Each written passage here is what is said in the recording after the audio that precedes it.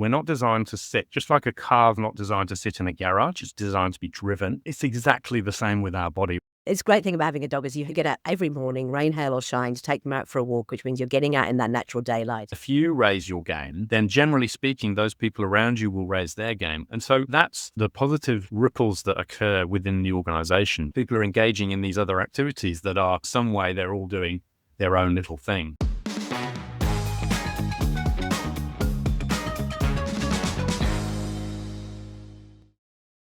Welcome to another episode of Better Business, Better Life. I'm your host, Debra Chantry-Taylor, and I'm passionate about seeing entrepreneurs live their ideal life.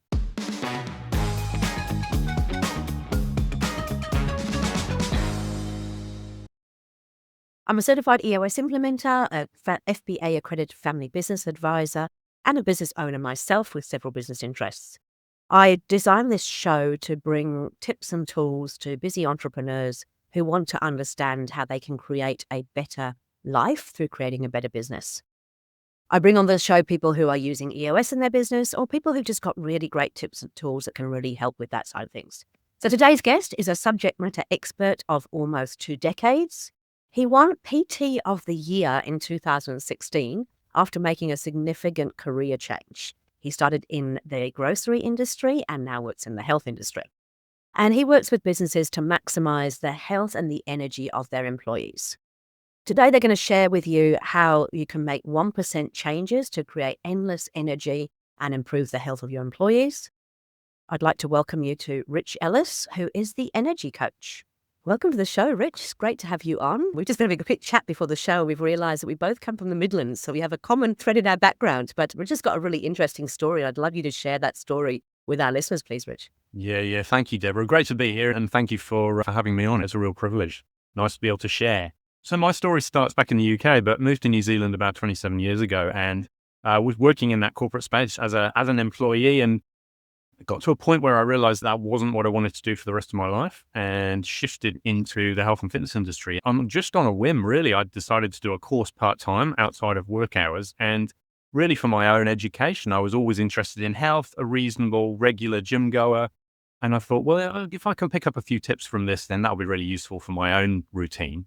And by the end of the course, I realized that it wasn't that at all. It was something I had to pursue as a career, and just threw myself at it headlong. And here I am, 17 years later, still doing the same thing, an evolved version of what I was doing originally. But I've gone from personal training into health coaching, and health coaching into working in that corporate space and running wellbeing workshops and courses and programs for organizations that get it.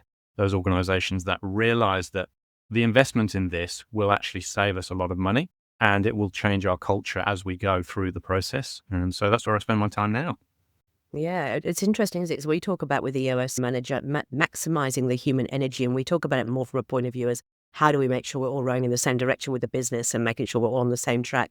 But what you're talking about is actually working with the individuals to really maximize their energy and make sure they're able to deliver the best performance. Is that right? That's exactly right. Yeah. And I think when you work with organizations, there's never going to be 100% engagement. What's this guy doing here? Why is he here? Why should I be involved? And so my task is really to boost that engagement at the beginning rather than start telling people or advising people on what to do. Because once that engagement's and once you've got the trust, then you can start layering in the education, that other things that people should be focusing on. And then the coaching follows in behind that in terms of having those individual or group conversations about, well, what are you going to do differently? How are you going to implement some of this stuff that I've shared so that it makes a difference to you as an individual, but collectively as an organization, everybody's making little gains. The whole organization is benefiting as a result.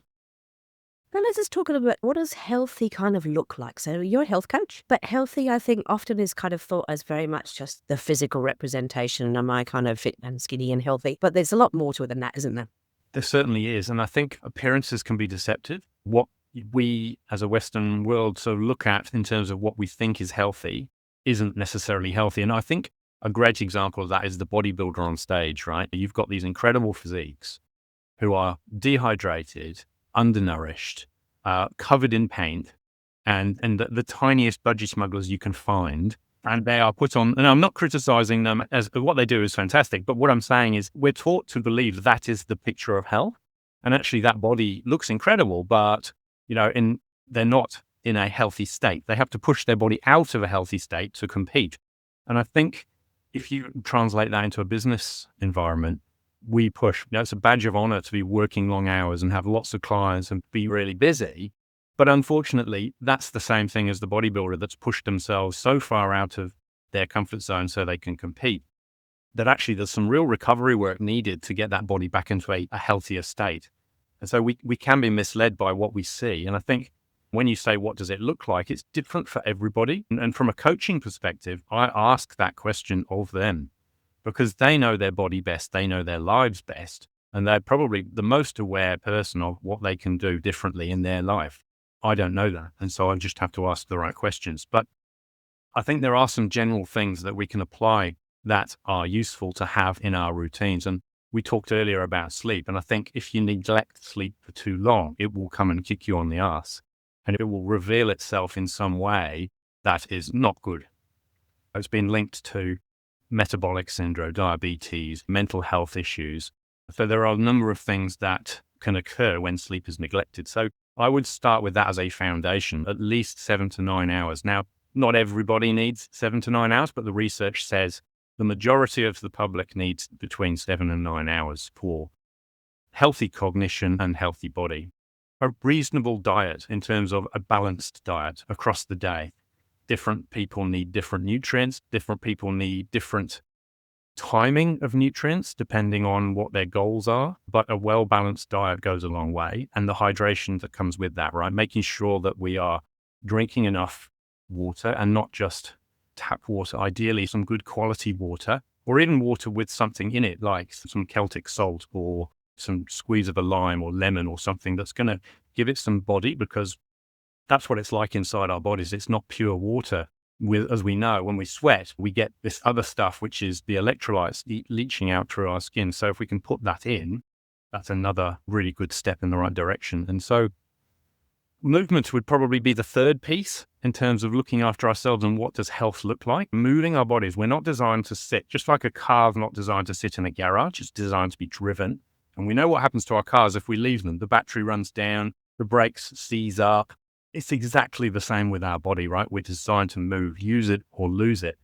And so, again, I'm not saying what people need to do in terms of movement, but there are some guidelines by the World Health Organization, and they stipulate 150 minutes per week. So that could look like 5 half-an-hour walks, or 75 minutes of slightly more vigorous exercise. So that could be a run as opposed to a walk. So it's less time because it's more intense, plus a couple of strength training sessions a week.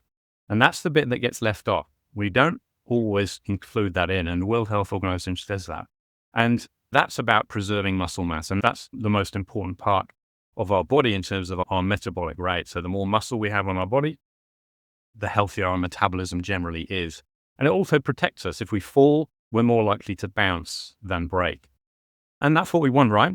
Everybody falls at some time, right? But we don't want to break. We want to bounce. Or at least get up again and go, ow, but I'm okay. But as we age, we know that muscle mass drops off. So looking after that and having those 2 sessions a week of some kind, that can be body weight or it can be gym, it goes a long way to looking after the body that you live in, because it's the only place you've got to live.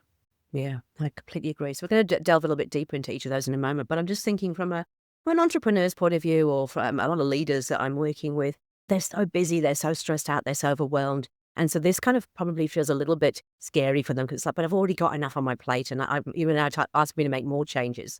But you're talking about making sort of those 1% incremental changes. We're not saying throw everything out and start from scratch. It's like, how do you actually fine tune that car engine, isn't it? Exactly that. That's exactly right.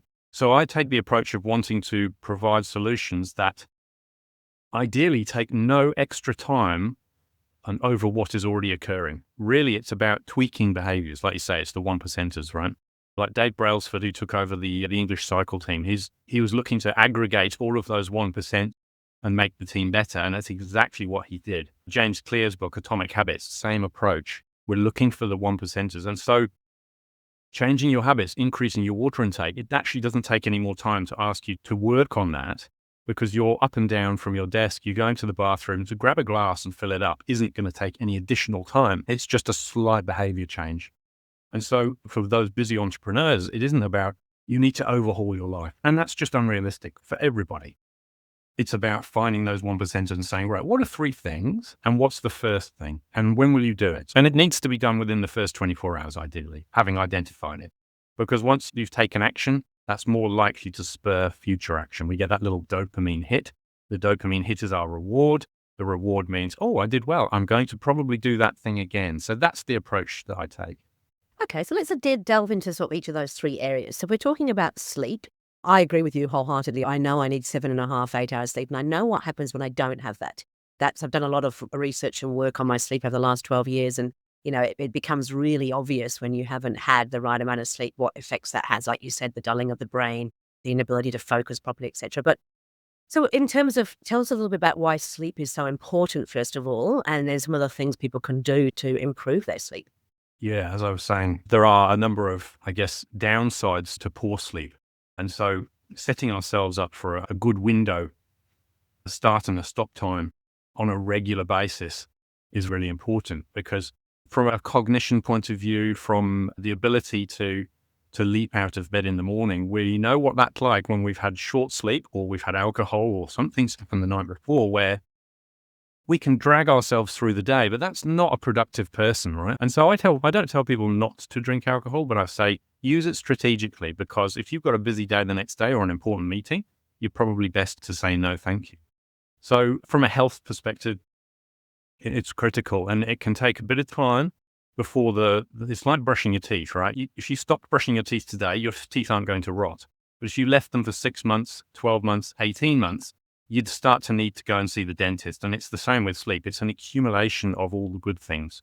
But like I said, metabolic health, mental health. In fact, one of the sleep experts, I heard him talking the other day saying that of all of the mental health disorders that they had studied, every single one had a sleep issue. So we know there's a strong correlation between mental health and sleeping well, a very strong correlation. So work on the sleep first. And some of those, now it doesn't fix some of those mental health issues, but it will certainly change some of them for the better.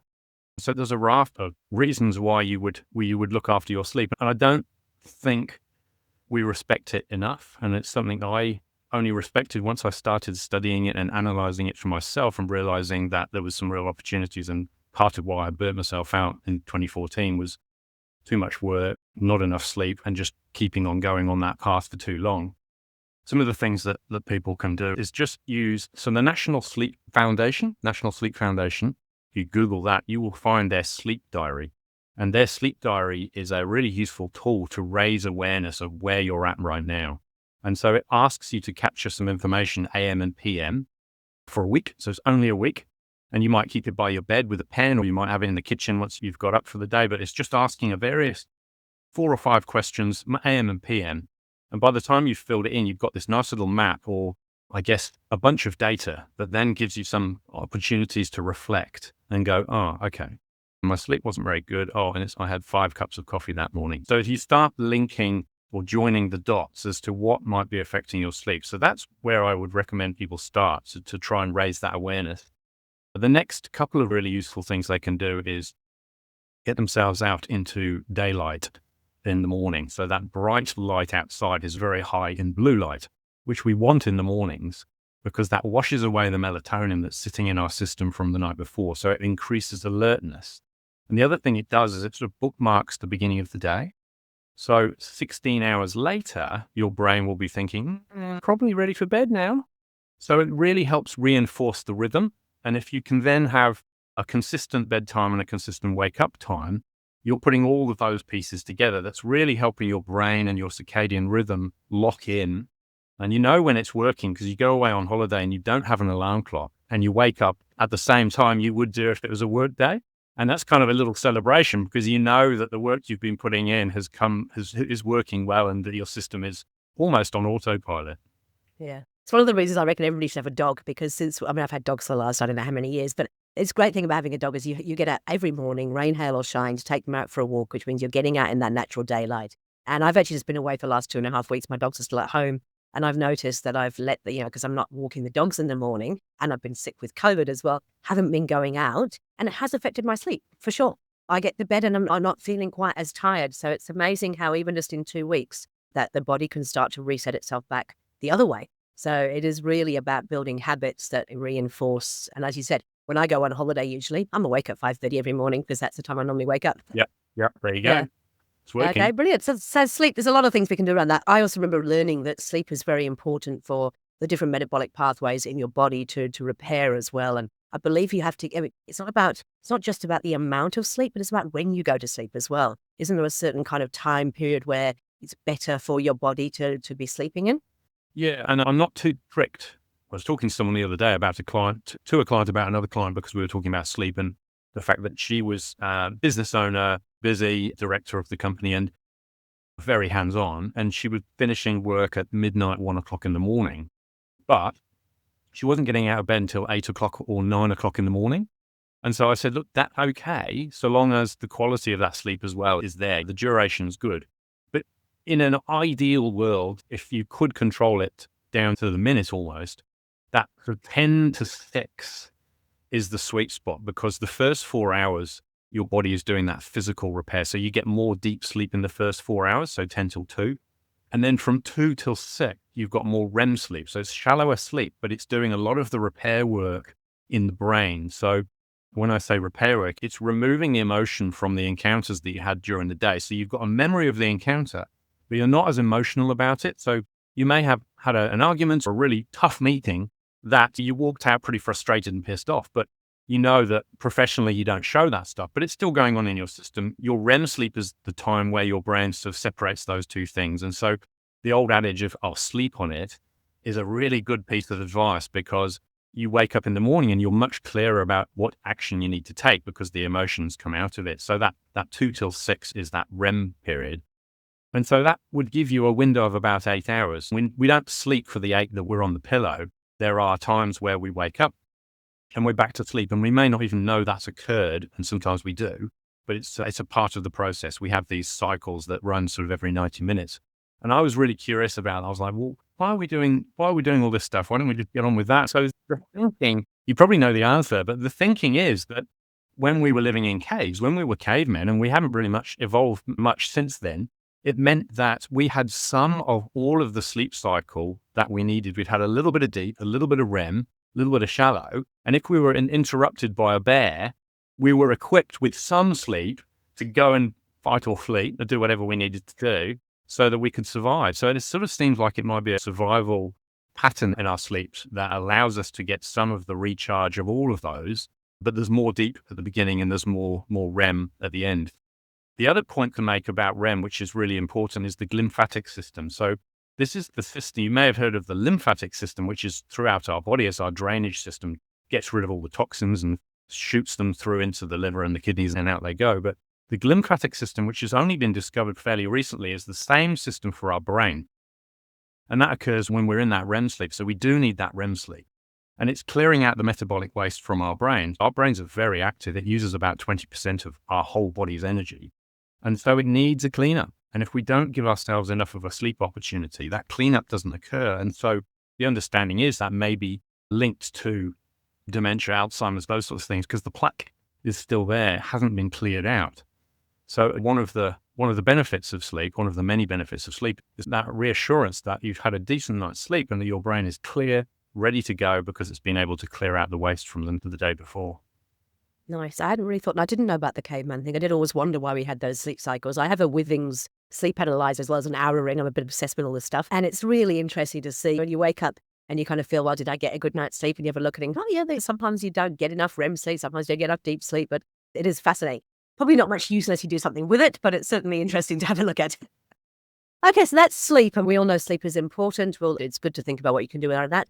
You talked about diet, but you talked about balanced diet, but I also know that you have a passion for the whole gut health thing as well, which is another part of the diet part of it, isn't it? So tell us a bit about balanced diets and gut health.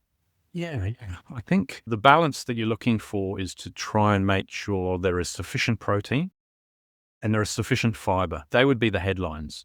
And both are really important. Both will keep you fuller for longer.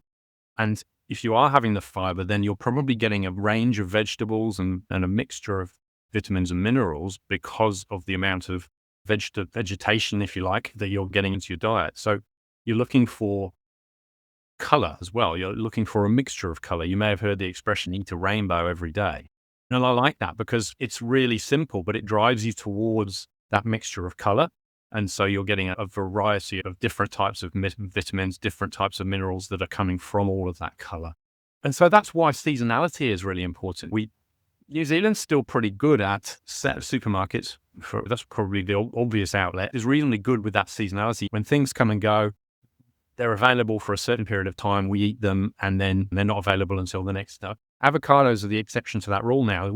They've learned to grow avocados 12 months of the year because they know how much we love them. And I think there is a bit of a downside to that because we might be eating the avocado 12 months of the year at the expense of something else. And it's important to have that variety. And the reason for seasonality is because it gives our gut that variety, that different type of fiber, that different mineral. So boosting our levels of fiber also helps. It's gut protected.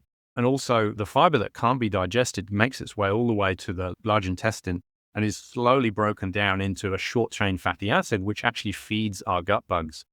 And we need to feed those gut bugs because we want a population of good gut bugs and we don't want a high population of bad gut bugs. But if we're always eating sugar and sort of highly processed foods, we're actually feeding the bad bugs.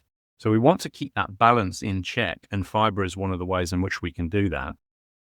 Coming back to protein, I talked about bouncing rather than breaking. And of course, the way to look after our muscle mass isn't just about exercising and pushing our bodies, but also eating sufficient protein that's going to help us maintain the muscle that's already on our body.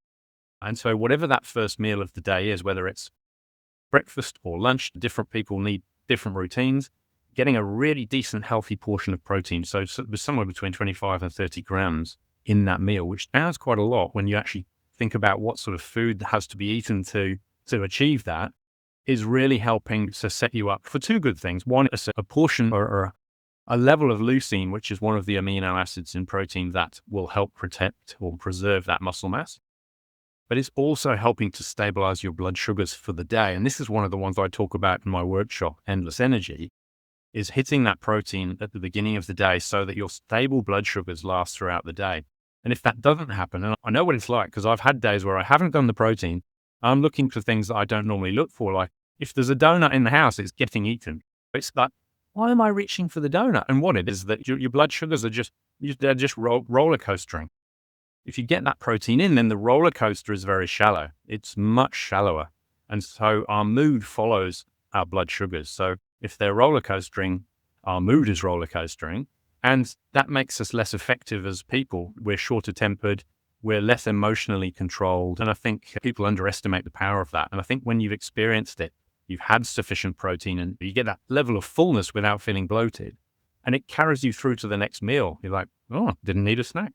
Lunchtime, same thing. Find a good level of protein, but keep the fiber in there. Can that get you all the way through till dinner time? And if it can, you're doing really well because then you haven't got to snack. And every time you snack, it's going to push your blood sugars up and they're going to come back down again. So I recommend 3 meals a day as opposed to 5, depending on the person in front of me. There's always nuance to it, but that's one of the ways in which you can do it by keeping the fiber up and keeping the protein up.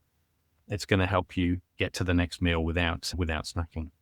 And again, there's some fascinating technology out there now that is far more readily available. I remember putting is it CGM thing on the back of my arm for 4 weeks just to sort of see what effects certain things had. And it's not just food, but exercise affects all kinds of things. It was just really interesting to see the effects various things had and to register that and kind of think about that. It's a bit like our emotional triggers. If we can recognize them, we can do something about it. So, yeah. Very useful technology. My wife did exactly the same thing recently, and I was fascinated because she beat me to the... Normally, it's me who's geeking out on that stuff, and she's like, I've got a CGM, and I was like, what? How come you did it? But very interesting. So we bought a French stick at the supermarket one weekend, and we had lunch with the French stick. I can't remember whether we made a sandwich or pate or whatever it was. That was her highest spike, the French stick, because it's simple white bread, right? I mean, it's a bit of starch, bit of sugar. And then it literally went off the charts. And interestingly, then there was the corresponding drop below where her baseline had been established. And so it's fascinating reading because you kind of go, right, well, I'm staying away from French sticks. I'm staying away from this. I'm staying away from that because I don't need those things. And then suddenly you've found this beautiful baseline, which is uninterrupted. And I recommend people do it. I still need to do it myself because I don't know what my numbers are going to look like. So my really disappointing find was white rice. So I am a big fan of Asian food, which often comes with white rice on the side. And I used to eat a lot of it because I don't know, I knew it was carbohydrate loaded, but I thought it wasn't a bad thing. And yes, with the CGM on, it was really obvious the effect that had on me. And as you said, it does. It follows, the big high comes with the big low, which doesn't do great things for your health as well as your body. So yeah, mental health. Yeah. Okay, so again, there's so much we could unpack in here. We could probably do a whole podcast episode on every single one of them. But let's go into the third one that we talked about, which is the movement. And again, a little bit of a share. I'm 54 and a half. I have osteoarthritis because I destroyed my knee skiing back in my early 20s. And that has now led to, they've got some linkage between if you destroy your ACL, MCL, you often get osteoarthritis later in life. And so yeah, some of the things I've had to learn to do. Actually, interestingly, one of the things is the water thing. I only drink spring water these days. Because having, as you said, tap water there's nothing wrong with it, but there's better options for you. The other thing was around doing functional strength training to make sure I'm building the muscle mass and making sure I'm supporting the whole body with the muscles to take away some of that. And then just movement. The more I sit still, if I sat still in a chair for a long time and I get up, I look like a 70-year-old rather than a 54-year-old. Yeah. But tell us a bit about, your views on movement. I know you talked about having, 150 minutes a week, and then also these 2 strength training exercises as well. That's right. And one thing I would say is saying that 150, that's something to build towards depending on where you're at. It's not like, oh, you're not doing anything, you need to get to 150. Again, that's not playing for those 1% rules. It's right. Well, what can you do today? Okay, well, I could do 15 in the morning and 10 in the afternoon, or 10 in the morning, 10 at lunchtime, and 10 in the evening. Or I can only do 5 minutes. That's fine. So I just wanted to make sure that people don't think that I expect those numbers to be hit straight away. That's just not realistic. From a movement point of view, another workshop of mine, I've got a picture of a guy, he's a magician, and he's sitting on an imaginary chair, and it's one of those like David Copperfield type, one of those where you're like, how the hell is he doing that? Where's the wire? And it's a really useful photo because what it does is it sort of demonstrates, it tells the story about, well, if you sit in a chair all day, every day, your body will turn into a chair. In terms of like the way you just described it, Deborah, was when you stand up, you feel 20 years older. It's because the connective tissue in your body is learning to reorganize itself to the position you put it in. And this is fascia, particularly fascia. And so fascia is everywhere in our body. It holds, let's get this the right way around. It separates our joints. Yeah, so our muscles bring our joints together. Fascia pulls them apart. So none of our joints, unless we've got serious degradation, none of our joints actually touch. They're slightly separate. And so there's this constant tension between what the muscles are doing and what the fascia is doing, so that our bodies are kept in limbo and so that it can move as freely as we can move. So sitting in a chair over time, that fascia starts to say, oh, well, if you want your hips at that angle and your knees at that angle, and you keep doing it, you probably want to stay like that. And so it's really important to be getting up and moving during the day. And it's not so much about beating yourself up in the gym after work for 30 minutes or 45 minutes or an hour or however long you've got. It's more about the little things that you do during the day that preserves your ability to move your hips how you want, preserves the knees and the ankles, and keeps things moving and mobile so that you don't feel 20 years older when you get up after a day of sitting. So I guess my message is little and often. And if you are drinking water, that's a classic way of doing it, because if you're drinking enough water, then you have to go and empty your bladder, right? So there's 2 things, filling up the cup and emptying the bladder. So that's the first thing. It's about what small things can you do? And I think if it's an accepted culture in a workplace where there's nothing wrong with someone dropping down, waiting for the kettle to boil and doing squats or press-ups or some sort of way of moving their body that is going to challenge it a little bit and be something different to what it's normally used to doing. So that fascia doesn't ever get to a position where it's starting to fuse and lock down your body in a particular position. It gives you that range of movement and that freedom and that mobility to keep moving and feel young and unrestricted. Where else can I go from a movement point of view? I could talk about it all day, like you say. Yeah, there's so many things we could explore. But I suppose the muscle strengthening thing, I think, again, if you're, I'm a bit older than most of my clients, but, once you get to a certain age, it becomes really important. But actually, it's also a little bit like sleep. You can't, we talked about vitamin C earlier. You can't wait until you're sick to start taking vitamin C. You've actually got to be taking it the entire time so it's there in your body. Same with muscle, right? That you can't wait until you've got something majorly wrong and then try and work on it. You should be doing it throughout your life too. It's going to be easier to maintain it than it is to try and build it. Exactly that. That's absolutely right. Although that is absolutely right. Maintaining it, staying in the routine is really good. Although I would say there's no wrong age to start. If someone feels like they've got to a certain age, like, oh, I don't think I could do that. Not right. Not true. I mean, again, one of my other workshops, I've got a video of a guy sprinting down the 100 meters at some competition in America. And he's I think he's 100 years old. And so he set the record for the 100-year-old sprint because there weren't any other 100-year-old there. No, the other competitors were in their 80s and their 90s. And he was, and I think he came second or third or something. So he did really well. And so he's a classic example of somebody who has just not stopped doing it, realized that this is something that is important to him, to keep your body strong and mobile. You keep doing the thing, whatever the thing is that you enjoy. And I think if you find the thing that you enjoy, that's the secret. And everyone says, oh, what's the most important exercise? The one you enjoy is the most important exercise. It really is. It's really funny because I've been a member of gym for years and often didn't go because I don't actually enjoy gym work. I don't enjoy being in a gym. What I've realized is I really enjoy cycling. I really enjoy kayaking. I really enjoy walking. And so those things are the things that I do. But I still have a personal trainer 3 times a week for the muscle strength building because, and I guess this applies to you in the business that you're in as well. It's like we can talk about all this stuff, but there's got to be a certain level of accountability. And I don't hold myself accountable. I'm terrible. So it's actually, for me, it's important to have somebody who I have to report back into who is waiting for me. So I can't just decide I'm not going to do it this morning. I know that Ricky is there waiting for me, so I have to go there.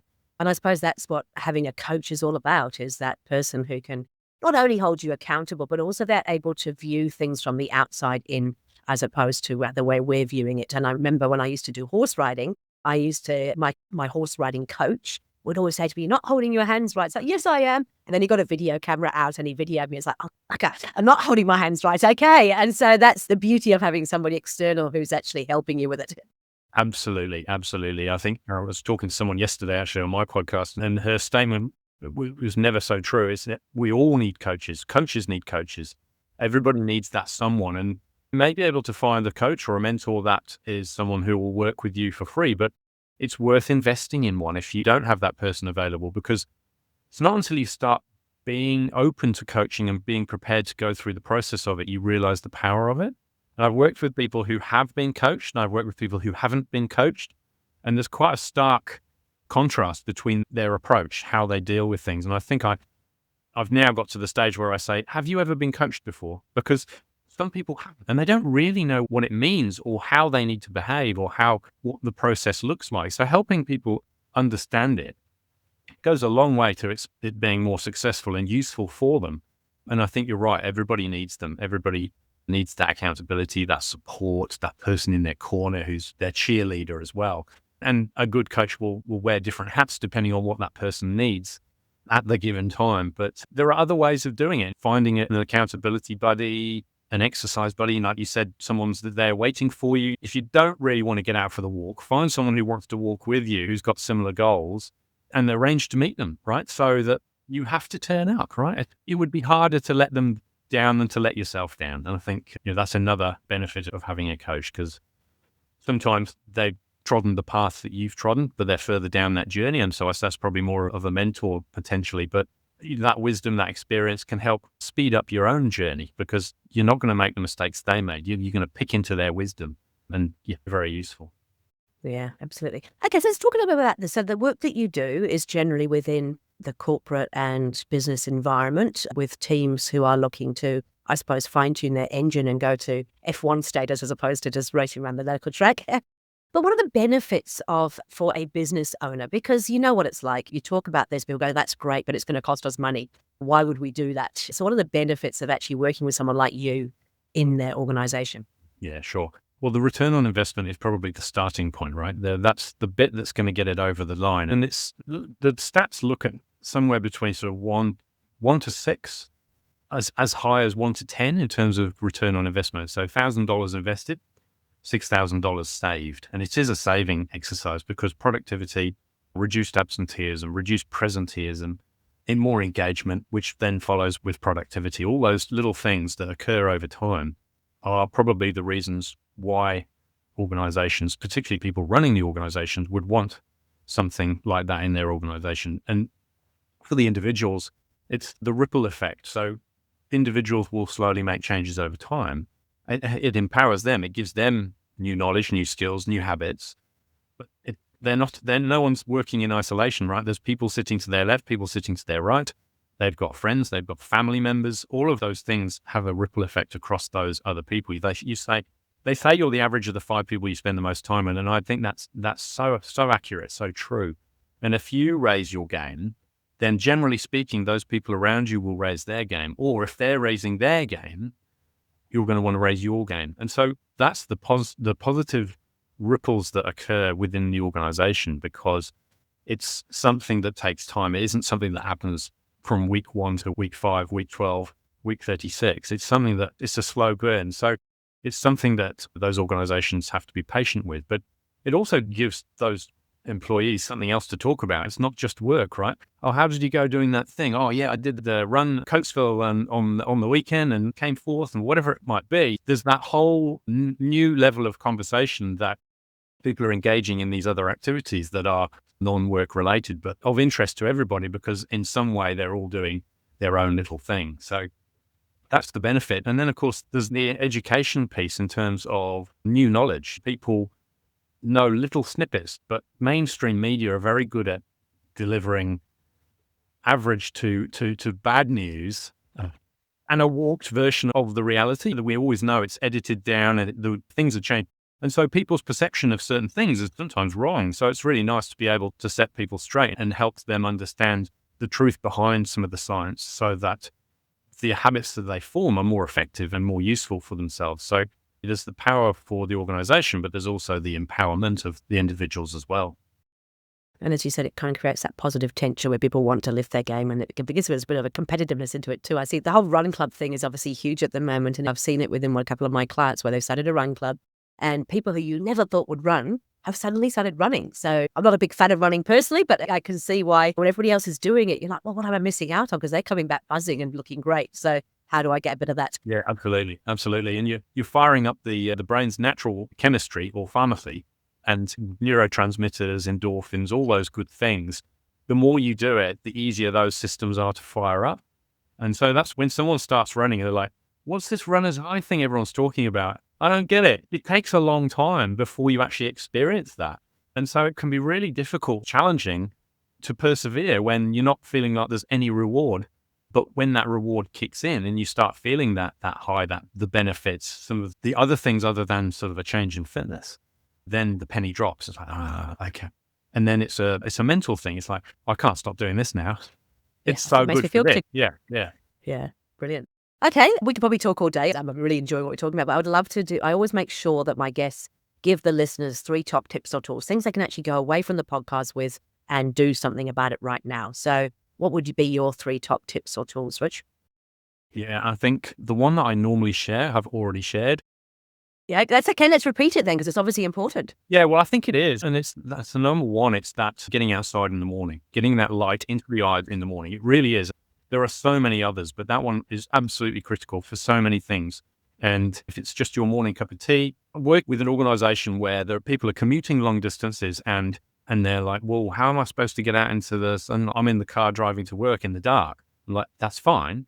When the sun comes up, stand outside the office with your cup of tea and take the time to just finish that cup of tea in the light so that your eyes get that morning light. So it doesn't matter where or when, but you have to get yourself outside of the building. You can't do it behind glass. You can't do it behind a windscreen. It has to be in person outside. So that would probably be tip number 1, is that, because it plays into the whole sleep thing and it's a part of that cycle.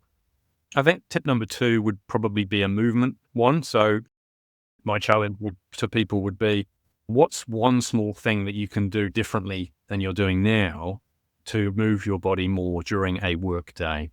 And that's a challenge, but I have a solution. And one that I share with organizations is stand up, hang on to the back of your chair and do what looks like a curl, because you're crossing the midline. So there's more than one reason why you would do it.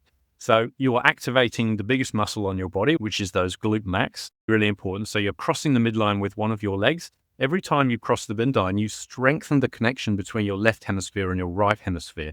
That connection is called the corpus callosum, which probably means that you're going to have better connectivity between the left brain and the right brain for the rest of your day. So if you can throw that in to your day, get up out of your chair, couple of curtsies left and right, back into your chair, carry on. So you've done some movement, you've used your muscles, that's helping you manage your blood sugars, and you may have increased the connectivity between your left hemisphere and your right hemisphere. I love it. I never thought that should be a real reason to curtsy, but that's great. Apart from the meeting the Queen.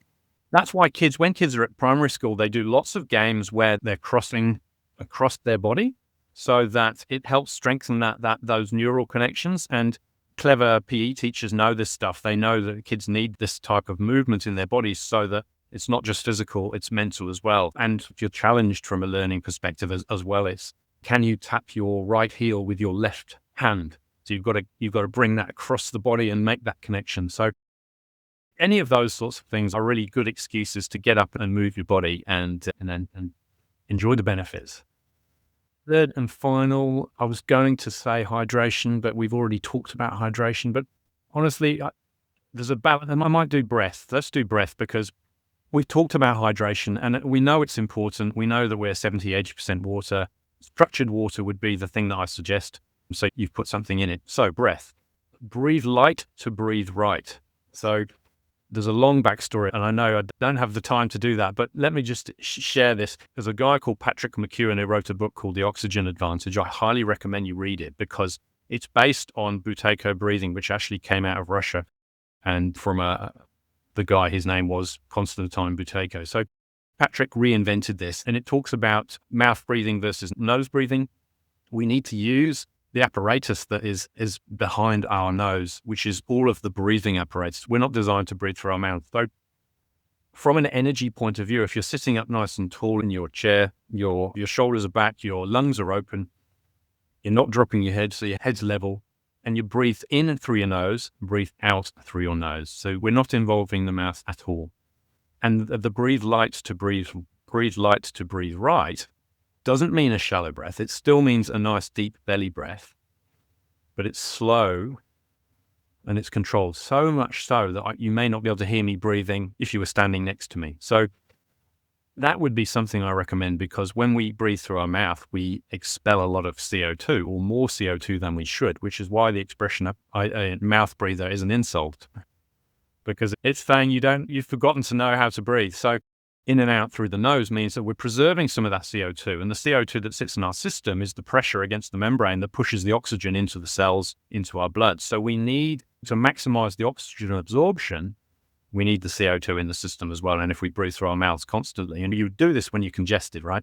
When you're congested, you have to breathe through your mouth, or you may get one nostril clear, but not both. So looking after your health means that you're probably going to be less congested, and then you can breathe light to breathe right in and out through the nose. And that will help from an energy perspective as well. Yeah. And again, it's like making little changes that make the opposite better. I know that I've always struggled with breathing a little bit, and I got introduced to taping your mouth at night. And whether you agree with that or not, for me, it has been absolutely beneficial, because I didn't think I could breathe through my nose. And as I started taping my mouth at night, I now very easy. In fact, last night I forgot to tape my mouth, but I was breathing through my nose. It's become a normal thing now. So yeah, and it is amazing how it's affected the sleep as well. So sleeping while breathing through your nose is actually a much better sleep.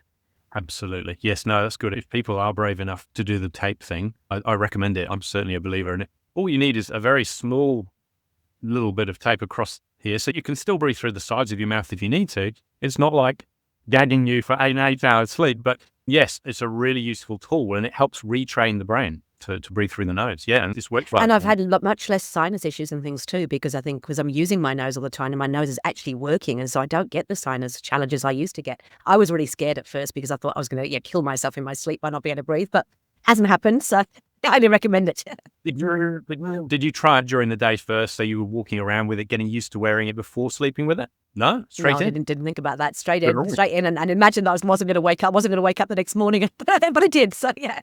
But I did buy the proper mouth tape, which is actually quite flexible, and also you can breathe through it if you need to. It's not like you're completely like gaffer tape. Yeah. No, it's not. No, definitely not like gaffer tape. That would be really painful. Yes. Brilliant. And so we're going to put obviously your details in the session notes so people can find out, where to find you. Tell me what's the bit that you love most about your job? I think the biggest thing is seeing the change in the people and them realizing that it's been a useful change. And that generally happens quietly in individual conversations. It's not like a crowd of people say, yeah, we're sleeping an hour better and we're all amazing.